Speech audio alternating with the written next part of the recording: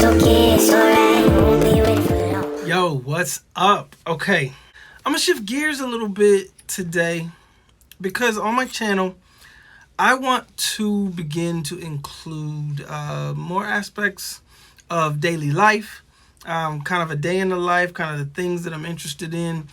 And I want to just comment on a variety of things that match up with some of the channels that I follow, some of the creators that I follow, and really just a slice of life. So I'm going to talk some about tech. I'm going to talk some about sci-fi, movies and media. Of course, I'm going to talk about kicks because that's what I do. But I want to start bringing in other aspects of it. So you can kind of think of this channel as Life is Ridiculous. Ridiculous being the moniker that I operate under. I am a creative director, a designer, and generally I apply all of that to my work. In reverse, I often apply my work to those things. I am a former musician and DJ. I've got a really eclectic life, and I think I want to start to focus a little bit on that. I'll make some playlists and things that separate. I know other people, other creative have separate channels altogether, but I really want my channel to be all-encompassing, and then I'll do the separation on the back end by making playlists and things that I think you guys should follow. So that being said, today is going to mark my foray into the territory that is a galaxy far, far away. I am a massive Star Wars fan. Massive. My history with the franchise and the lore goes deep, from the original trilogy to the current scene and trilogy to the books and the literature, the expanded universe. Love the novels, love the Yuuzhan Vong, love Thrawn, love a lot of these things. And so I kind of fall in line with my friends over at the Rexin Around show. Shouts out to the crew. Love them as creators, and I follow their exploits. And I'm a positive person when it comes to the lore and the universe. I feel like there's redeeming qualities in a lot of it, and I'm just here to kind of celebrate that. I don't see the point in having my feelings hurt to the point of disrespecting someone else. It's lasers and spaceships and cool armor and robots and androids and all of that, and what's there not to like? So anyway, I fell in love with the lore of the Mandalorian. Now, I've been a huge Mandalorian fan since way back. Boba Fett was actually my favorite character, and to prove that, you can see how dusty, crusty that is. That is my original Boba Fett character with the detachable rocket. I have not had him out of this case in decades now. Sits just up on my mantle next to my BB-8 and my Galaxy's Edge saber. Shouts out to Sir James for helping me out with this, because I myself have not been to Galaxy's Edge yet. The Mandalorian has struck a tone with me, and I am super excited to start talking about that. I'm not going to do any kind of retrospective and go back. I'm just going to kind of pick up on the lore as it is now and where we are. And Chapter 11, the heiress, blew my mind. I'm sitting there watching, and I know, okay, we have hints. We have major scoopers like Star Wars Theory. Shouts out to him. We've got Den of Nerds. Shouts out to him. They drop the knowledge. They go deep into the industry side of things. And so you know what to expect. You know that, not even really spoilers, but you know that these people, these characters, these actors and actresses are going to be showing up.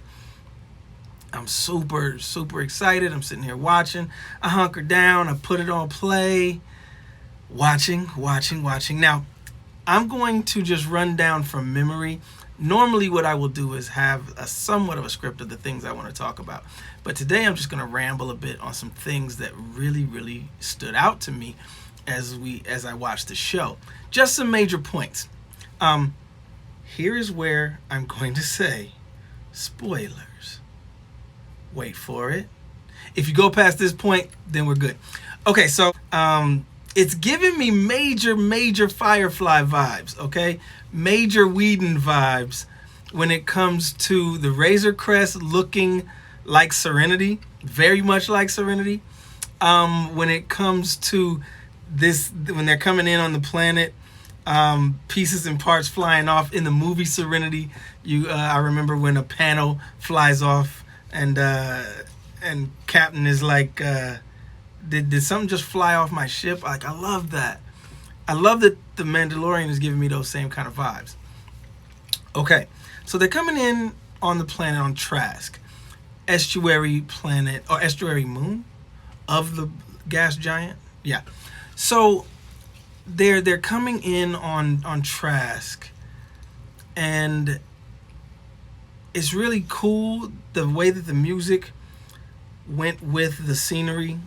I love that the score lightened up and you could get that sort of family vibe. Like, I know these are alien species, and I know that these are frog people, and they're meeting and reuniting, and the father gets to see the eggs for the first time, but I'm getting a real This Is Us vibe from this. I'm like, man, I'm getting emotional about some frog folks. But it happened. And so that part was really good, really cool. You could kind of see that the Mando had gone through this trial, and he really is this sort of lone gunman in this Western theme, where he's neither good nor bad. He's done some questionable things, but in the end, he's just trying to help folks out, help them live their lives, and it's part of his bounty. It's partly self-serving, but he genuinely wants to see others do good, and I did that. I dig that. I dig that it's not binary black and white. It's very much a gut reaction, a gut feel to the actual show, not just the character. So I dig that. Moving ahead, they're on the boat. They're going to supposedly find this covert, and it's a trap. Which I found really funny, because it definitely wasn't a Mon Calamari, but it was the Mon Calamari's like sworn enemy from their planet, from Mon Cala, and it was really interesting to see that the Mando is kind of naive when it comes to these things, and that's a point I'll bring up a little bit later, because I'm like, come on, bro, don't go to the edge of that. Don't go to the edge of any body of water, and get that kid away from there. Like, that's the dad in me, you know? And so it ensues as it does. Kid's in danger. Monster in the middle of the ship in this sort of cage, submersive cage. Mando gets knocked in. Well, he jumps in and he gets trapped in to save the kid, but then he's in there trapped, and out of the sky drops Bo-Katan, and I'm like, yo, that interest was so crazy. And again, shouts out to my guys over at Rexin Around. I've seen their reproductions of the helmets, and this is the first time we get live action Night Owl's helmet, and it's beautiful. Oh my god, it's so beautiful. And so, you know, they do what they do. Her and her crew, you know, they whoop a little tail, help him out. He's in shock from it all, and we're still kind of in shock with the audience. So we are with Din Djarin in like, what's happening? What's going on? We've heard about this. We knew we were gonna see it. We even know who's voicing it, and still, this is blowing us away. Okay, so they get to talking. He's found other Mandalorians. He's mid-sentence, and Bo-Katan takes off her helmet, as do the rest of her covert. He immediately stops, gets defensive, and says, "Where'd you get that armor?" Now she's like, back. All right, bruh. Like, I'm royalty over here. That's where I'm like, yo, Mando really does have a naivete to what he's doing and how he's operating, because he is operating off of a set of things that were taught to him, and he had no prior reference. He was rescued as a foundling by what we now have confirmation is the Watch. I love that she said that. This is a crucial point. This was a point that I really dug. And I don't know if everybody caught it. Some might have. She says, "You're a child of the Watch." Now, she didn't come right out and call him Death Watch. She didn't say he was a member of Death Watch. She said he was a child of the Watch, and explained to him what the Watch was. Now, why would she call him a child of the Watch? His Beskar is brand new, like literally unscathed, brand new, shiny shine, bling bling. Like his Beskar is pristine, and here hers has been in her family for 3 generations. The others look worn and battle tested. And here we know the Mando is kind of he's a badass dude, but he's brand new. And it's almost like this blue-blooded Mandalorian, this royal Mandalorian, read him immediately. And she knew that some of the things he was saying or would say were colored by him being naive and having this rhetoric taught to him. Interesting point. I don't know if they're going to take it anywhere. I don't know if that was intentional, but she called him a child of the Watch, not the Watch, or not Death Watch proper. Interesting little caveat. Now, it also confirms what we thought about the armorer, where she had the spikes on her helmet. If they are indeed Death Watch, then they are the religious zealots of the Mandalorian culture right now, and they were aligned with Maul. This is wild. This is setting up something that's kind of crazy, because if you're familiar with Clone Wars and how things operated there, mostly in Clone Wars because of what we saw, but Maul, leading Death Watch, ran up against Ahsoka Tano. So he's going to search Ahsoka Tano out as a child of the Watch. What? Yo. Is something going to pop off first before they get into some kind of understanding? Interesting. Okay, so moving on. They get there. He's runs into some trouble. Word spread really quickly that the Mandos ran in and blew up dude's ship. So his brother comes out, the Quarren brother comes out of nowhere and was like, "Yo, you killed my brother, now I gotta kill your pet." And Baby Yoda, the child, is giving off the oohs and ahs and coos that a kid would so far. And again, here she comes. Royal Mando herself, Noble Mando, Bo-Katan and her crew. They're tracking Din Djarin and they're making sure he's safe. They're doing what Mandalorians should do in being one culture. They're looking after him. They're knowing where he's at, not letting him be without assistance, even though he might not want it. And I think that's where they did him a solid. And they started to gain some trust. They take him for a drink. He's like, can we at least buy you a drink? Like, let's go sit down and talk this out. Very in the Western trope. Again, we might not be friends, but we are definitely more on the same side than anyone who would come against us. So, let's go powwow real quick. All right, cool. Let's go chat. So they get to the bar. She explains that she's dropping hints about putting a new Mandalore on the throne. We know that she at one point had the Darksaber because we know her from Clone Wars. Now, this is where I gotta say, Katie Sackhoff, woo, so dope.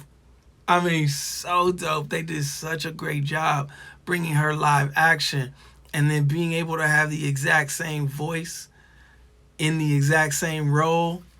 You immediately give her that pass on whatever the look is, but they nailed it. But you immediately can get past all of that. This is not a newly introduced character. This is a continuation of a character that we already care about, that we already know is tough as nails, is a warrior, is a noble Mando, has earned her stripes, time and time again. And here we see her. So this is still blowing me away as I'm listening to her talk and I'm watching her.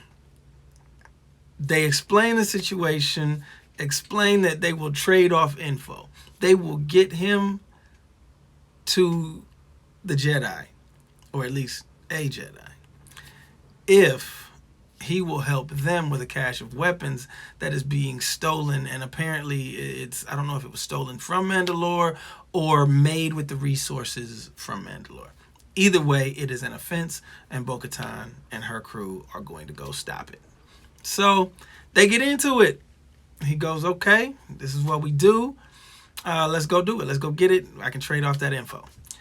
So they jump straight into the action, man, and they get it on. I mean, they gets it in. It's fun seeing Mandalorians. Like, we've seen one Mandalorian doing his thing, and he's dope. Sure, he's not perfect. He takes a few hits, but he's clever. He's scrappy. He keeps it rolling. And we've seen that. Now there's 4 of them, 3 of which are really battle tested. At least, being part of the Night Owls and being part of Bo-Katan's crew. Man, they gets it in. It was cool seeing the 4 of them jetpack in to catch up with the ship and then drop in immediately into battle. But respect to Din Djarin, he's right there with him.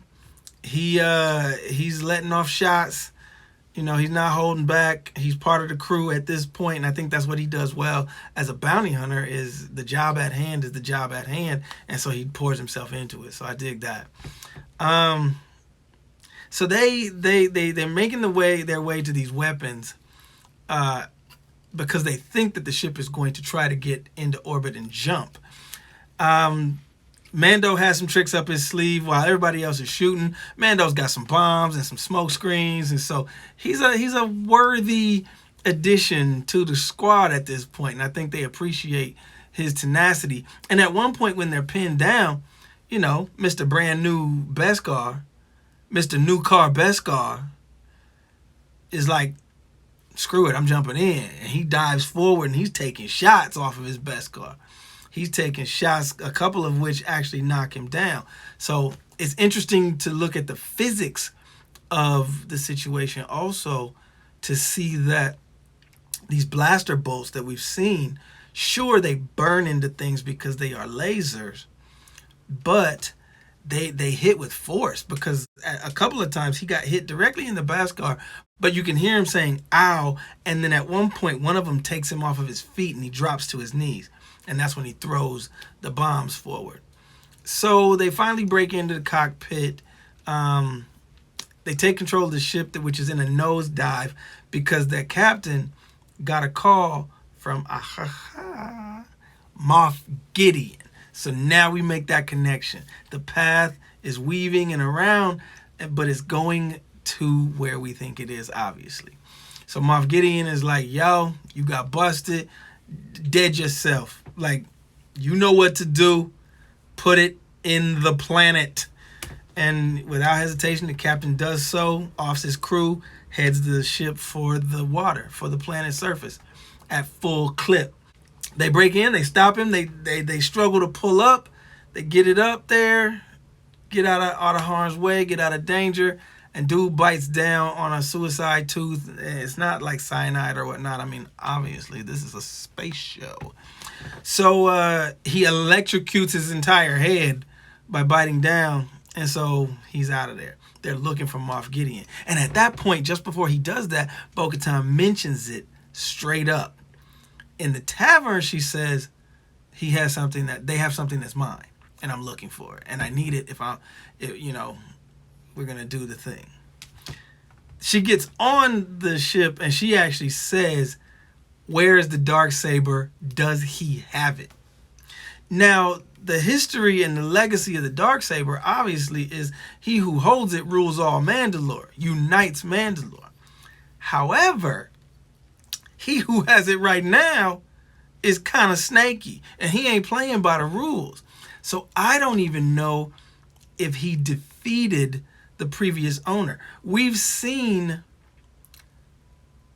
the Darksaber be used in combat, and we've seen Sabine fought with it and had the chance to off her opponent, but chose not to. What's up with Gideon? Like, if he did fight Bo-Katan for it and won, A, why is she still alive? B, that would make him ruler of all Mandalore. But he doesn't seem to be interested in that. And it's just so bizarre that he could have snaked it, Like, did he steal it? Did he just steal it instead of fight for it? I mean, it would fit with the Empire's mode of operation, Their modus operandi is just that. They're underhanded, they cheat, whatnot. They're not going to fight straight up if they don't have to. So it begs the question of how did he come up with the Darksaber?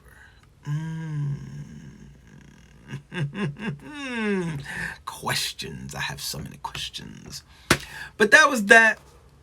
She thanks him. I wonder if we're going to see Bo-Katan again, because she thanks Mando. She thanks Din Djarin for his help, and then says it won't be forgotten. And, as a noble person, as a noble Mando, one could assume that she means, when I take control of the culture again, when I take control of the planet, when I unify the clans, I will not forget that this was a moment that helped me get to that point, and you helped. And so, again, in that Western trope, he tips the hat, and he's got to be on his way. But will that little token, will that little coin of help and promise and a favor owed, will that come back to help him? Especially since he's now going to find Ahsoka Tano. So, and she does give him the location to find Ahsoka Tano on Corvus. Yeah, that'll be really interesting. Anyway, if you're a Star Wars fan, come along with me for the ride. We'll be doing a lot more stuff like this because I really enjoy it. Like I said, I've got a review of my lightsaber further back. I'll put all of this in a Star Wars playlist for everyone to find pretty easily. We've got all types of toys and things like that I might be reviewing. Lore, culture, my Kylo Ren stuff, my helmet over there. I mean, I'm a Star Wars guy, man. To the heart, Solo, and everything. So there's gonna be a little more fun on the channel when it comes to that. Look for that playlist. As always, thanks for rocking with me. We'll see y'all later. All right.